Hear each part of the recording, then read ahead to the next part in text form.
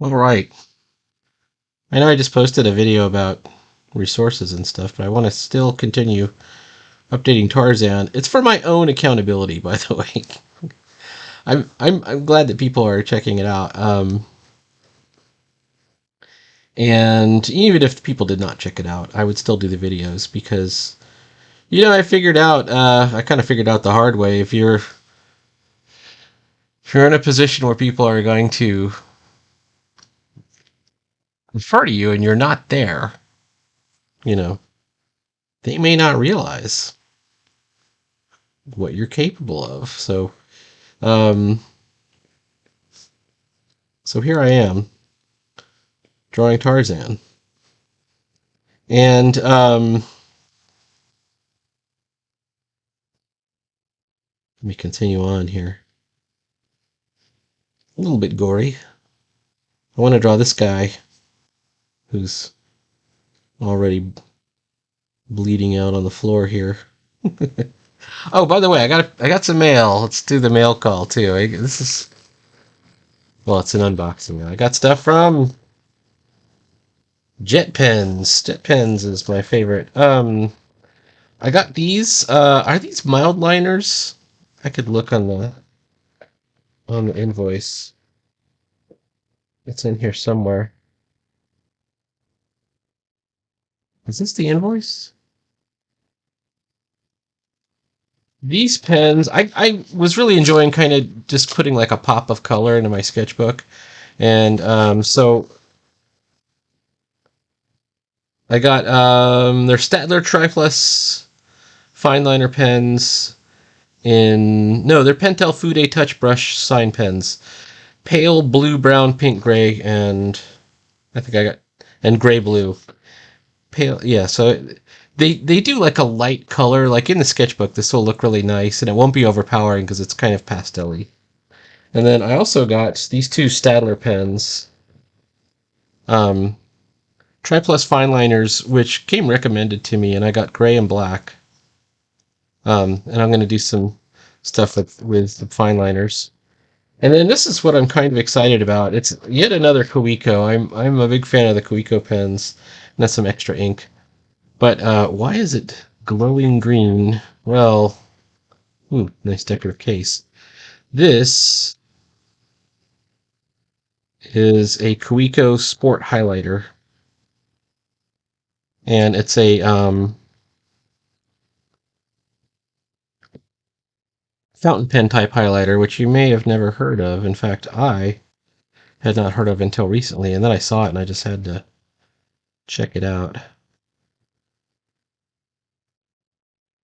So it's got a fountain pen type nib on it, but you can see it's nice and broad and square, and it doesn't need to have it doesn't need to be a highlighter. It doesn't need to have the highlighting ink. You could use this to do kind of stub um, calligraphy with. It's a nice flat blade in there, and what you do is it's very short, but when you post um, the cap on the back, it's the perfect height, like the perfect length for writing. At least for me.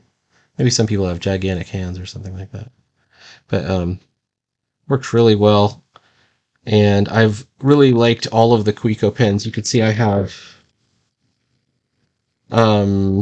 where's some of my others? I've got a couple others, right? I really like them a lot. This one's a lead holder. This one's a mechanical pencil. This one's a fountain pen. I have another fountain pen, which is in this same. There it is, right here. It's in this same kind of orange mandarin kind of color. So this is my whole Koiko collection right here. But I just saw the highlighter, had to get it. All right, back onto Tarzan.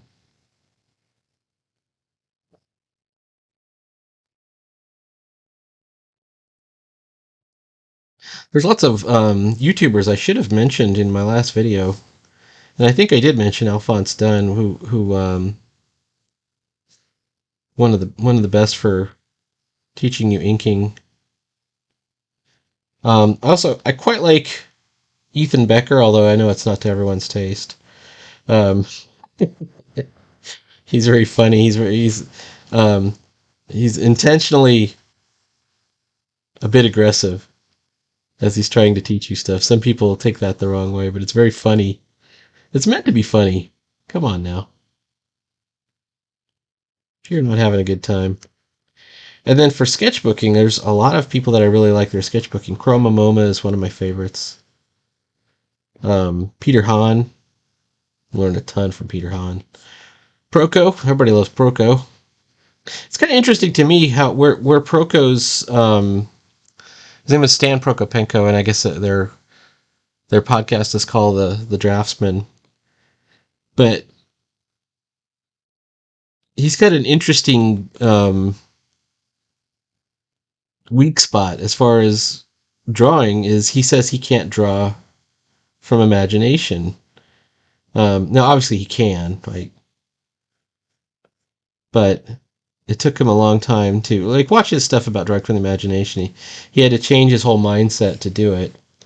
Um, Whereas a lot of people like me started out kind of doing everything from imagination, and only in more recent times kind of picked up drawing from reference. Now, it's not like I'm against drawing from reference. If you looked at my sketchbook, you can see I draw from Croquis Cafe all the time. Like it's in there a lot.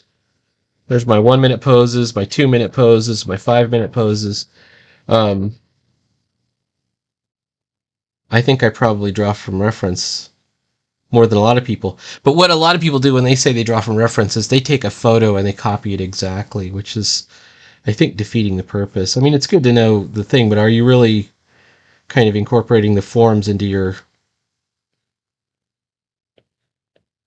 visual library, to where you can actually do it?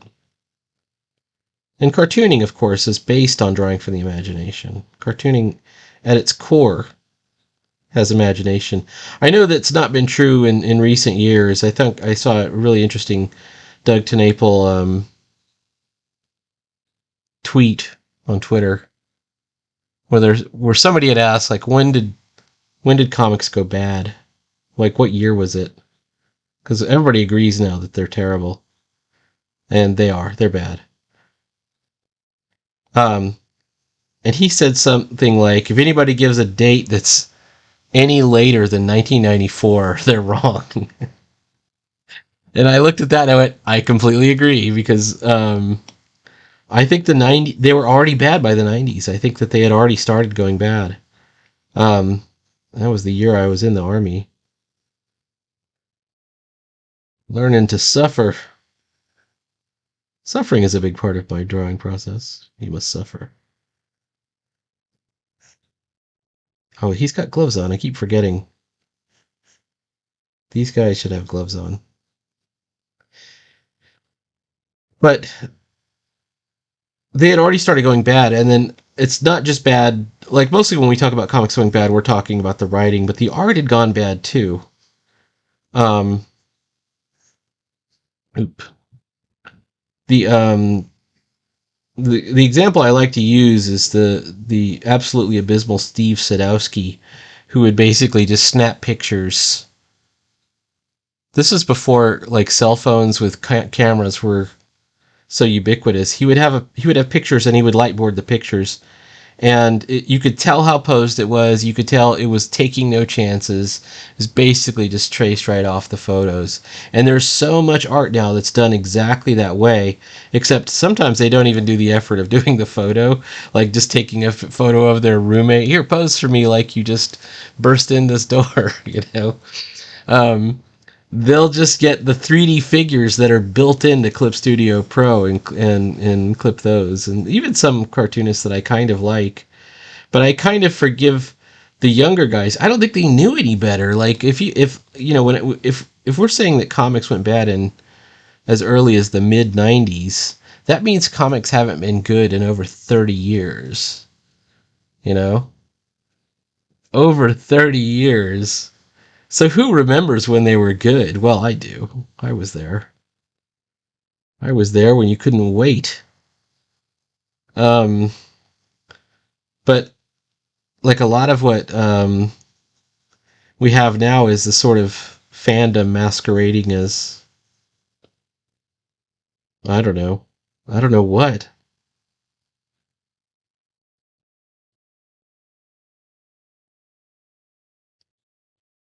Part of the problem is the cinematic universe. Although I like the cinematic universe, at least I liked it up through Infinity War. Um, I kind of appreciated. And the reason I like that, I mean, it was basically focusing on, a lot of the stories that I appreciated, but it was good. It was okay. There were obvious problems, like there were comic movies they were putting out that were just not good. But it's one of those things you're like, well, okay, well, I got to go see this. I was a big fan of the Hulk in the day. Let's watch this Ed Norton Hulk. With who was the bad guy in that? Tim. Oh, what was the name?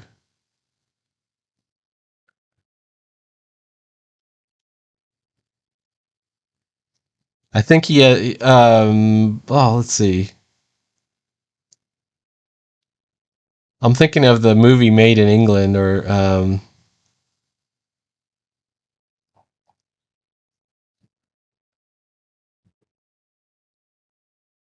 well, Made in England is a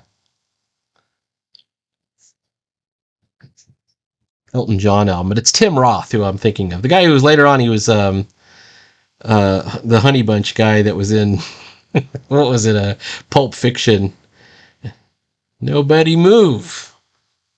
The guy in the diner scene, and he was in a bunch of other movies too. But he was like the bad guy in that Hulk movie when Ed Norton was the Bruce Banner character.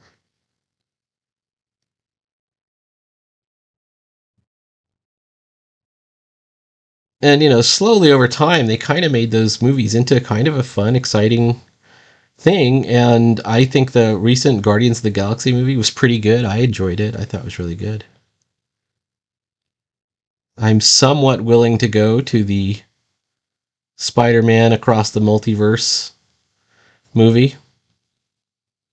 Although it's not any character I recognize. None of the characters I've heard were in it are ones that I would really know. Um, I mean, I know Spider-Man, but that's just a guy wearing a Spider-Man suit that they put in there, which is fine.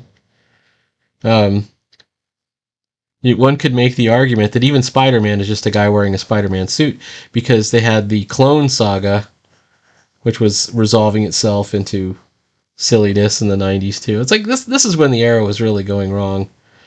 The last comic I really collected and Rich really loved, like as it was coming out, was the version of Green Goblin where a Green Goblin is a hero for a while. I think is it Ben Riley? Phil Urich? Who is the Green Goblin? The the young man Green Goblin. I like that one. I thought that was good times. We're doing some background stuff now. There's so much happening on the page. Well, there's that I can't fit another. I mean, I could probably fit another figure in, but I've got to have. There's a missing figure, and it's her, and she's going to be over there getting ready to sacrifice the victim, and we're going to see um, Amani and Nala. Well, Amani's the one that's tied to the this big altar thing right here. That's her, and then Nala is her.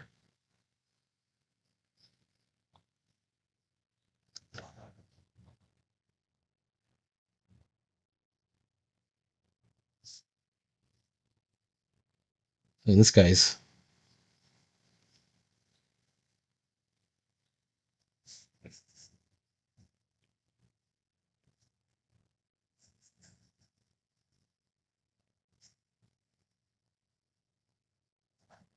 reading.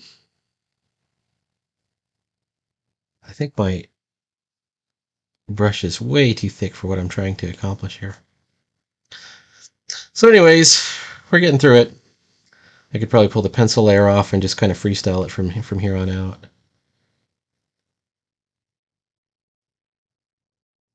And also, I think people have the wrong idea about, and I've said this in a bunch of times, about what they're trying to accomplish with comics. I mean, obviously, you want it to look good, you want it to be impressive, and all those things. You do. You want all those things. But it's not meant to be super polished drawings on every frame, like every single frame. Such a thing is that you get driven insane. You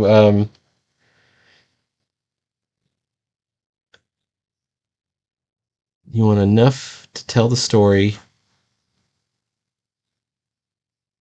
and still have it within the realm of illustration.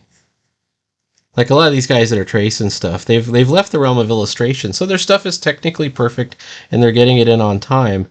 It's just really ugly and boring to look at. You know, like they're making the characters. The joke I like to make, I don't know, it's not really a joke, is that they're making the characters look like the cosplayers rather than have the cosplayers dress up like the characters. They're like, all right, well, what would this character look like if they actually were wearing a costume? Okay, well, why don't you put on a version of it and we'll try and draw it like that or trace it. We'll take a photo and trace it. I mean, they have photo comics in Italy. That was a big thing for a while, called fumetti, and and one look at the photo comics would kind of tell you why it never really took off. It's very, um, it looks very stiff and posed. You can't exactly draw the characters flying through the air or battling or anything like that. So you'll have a really cheesy version of it. And some of these guys aren't even just, there's something missing. Like I saw one guy, he had this wonderfully, like, I don't know, it was acrylic painted thing over there, and then he just slapped like digital sound effects on there, like blam, or whatever, and it just looked jarring. It looked terrible. Like you couldn't do the sound effect lettering too. You couldn't do the thing in such a way that it would have worked. All right, he's got suspenders on.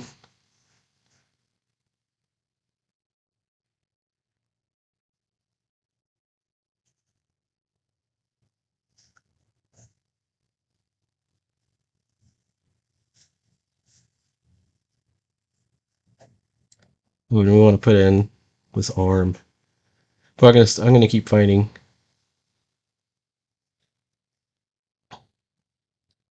things like this. They have their insignia, the soldiers of the green sorcerer.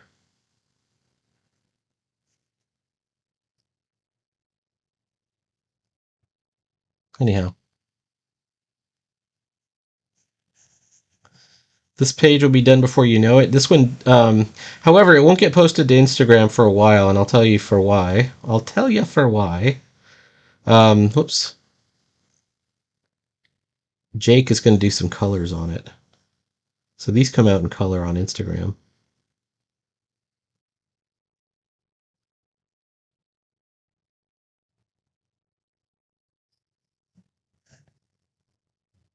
If I put that one right there.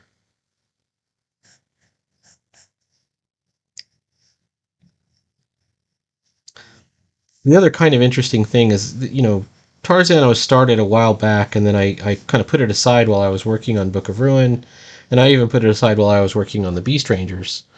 So I think I'd started it a while back.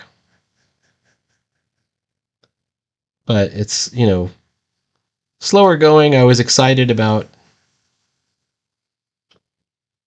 the possibilities of what I was doing.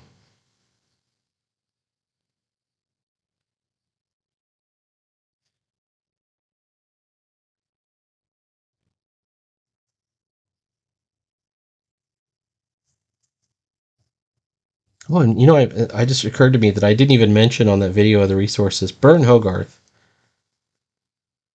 Dynamic Anatomy. That's another one. Bert Hogarth, the reason it just came to my mind is Bert Hogarth used to be the artist who would draw Tarzan back in the 50s, I think.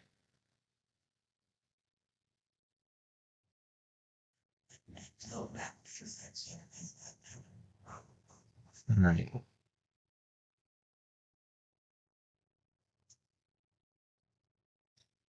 I've still got to continue drawing this.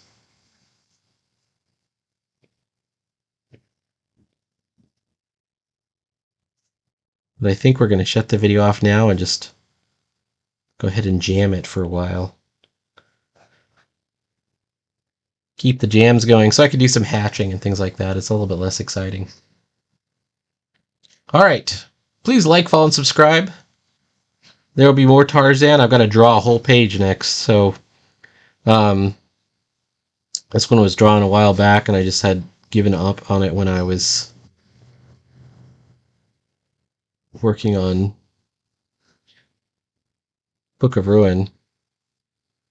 Oh, let's put some skulls back here. Maybe there's a skull kind of lying back here in the background.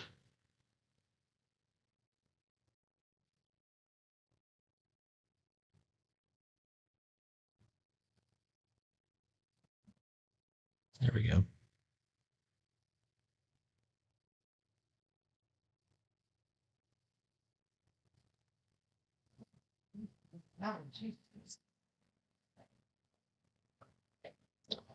And I will see you later. All right. Talk to you later.